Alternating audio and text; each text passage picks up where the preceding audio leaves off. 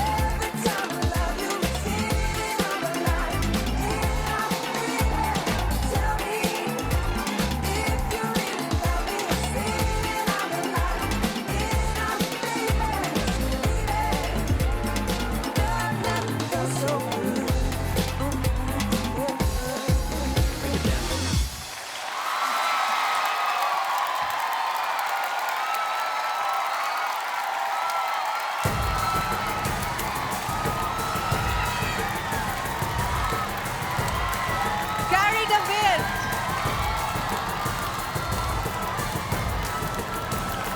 And we have a standing ovation from the judges.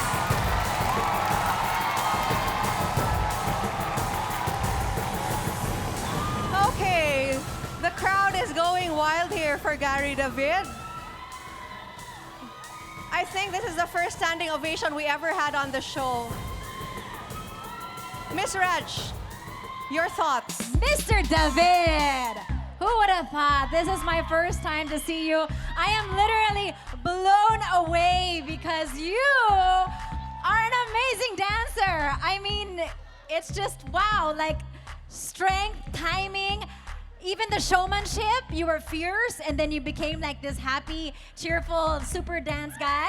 And si Steph, grabe itong babae na to. Talaga naman, you know, makikita talaga yung perfect lines because you're a really great competitor as well. And congratulations, by the way, in your competition in Japan. You know what, you guys? Wow, like it was just so entertaining and it was filled with everything. And what I love the most is that it was unexpected. Ang dami kong nakita na kakaibang lifts and just an explosion of different emotions. So, well done. I loved it so much. This pair is so cute. Miss G?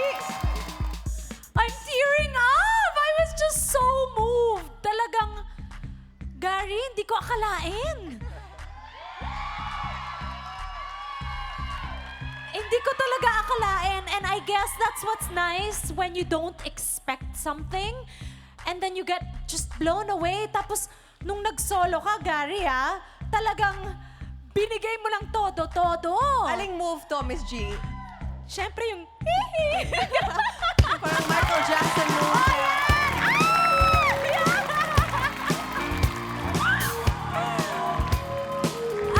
Kilig na kilig ako. Tsaka yung combination nyo, yung strength mo, hinahagis-hagis mo siya, pero eksaktong-eksakto.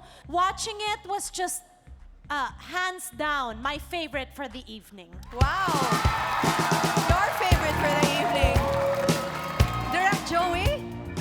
Kasi ang kaso dito hindi yung, eto may isang basketball player na sumasayaw. Hindi ba may novelty? Basketball player na sumasayaw. Pero hindi dahil nung nakita ka sa entablado, hindi ka isang basketball player na sumasayaw, isa kang magaling sumayaw, okay? Ikalawang punto ko dyan is, yung lakas mo, tama yung sinabi ni G, pag winawasiwas at pinupukul-pukul mo, Winawagayway. yung babae, okay? Kasi pwede maging barubal yun hindi ba? Maging brutal, hindi ba? Pero hindi, may grace pa rin, nasa punto pa rin ng sayaw, ang pagbato-bato mo sa kanya, okay? At higit sa lahat, you know what? I was looking more at your face than your dance steps. Why, Dahil Tito Douglas? you were having so So much much fun. And that is what a good dancing show is all about. Okay. That's a winner. That's a winner. Ibang klase si ano. Ang nag-I love you sa Gary from the audience, lalaki na, direct. Ang nag-I love you, Gary, mga lalaki na. Tito Douglas, napapasayaw ka ba dyan habang nandyan ka sa Italy at pinapanood yung mga performances tonight and especially Gary's tonight? Lucy, mas nakanganga ako rito ngayon. Tapos, I'd like to say, Steph, beautiful choreography, again, beautiful. Pero pwede ko magsabi ng 4 na bagay kay Gary. Yes, go ahead, Tito Douglas. Number 1, Gary, I love you. Number 2, kung ganito performance ng Gilas, panalo na tayo sa FIBA. Number 3, you are a killer dance. Both of you are doing a killer dance. And number 4, baka kung ayaw mo na mag-basketball, may power dance, tatanggapin kita. Okay, thank you, Tito Douglas. Gary, sinasabi ni Steph kanina while the judges were making their comments, judges, listen to this. May mga moves pala doon na si Gary mismo ang nag-choreograph. Choreographer na rin siya. Which moves in particular were those? Yung lip, tapos yung stand na tinalunan ko siya sa mukha. Ayan. Sa'yo yun. Okay At Nung una, takot na takot siya. Everything na parating ako gumagano'n Kaya hindi namin nagagawa. Sabi ko, relax ka lang ako, bahala sa'yo ako. ayan, no? Relax ka lang, akong bahala sa'yo. Palakpakan natin ulit, Gary and Stephanie.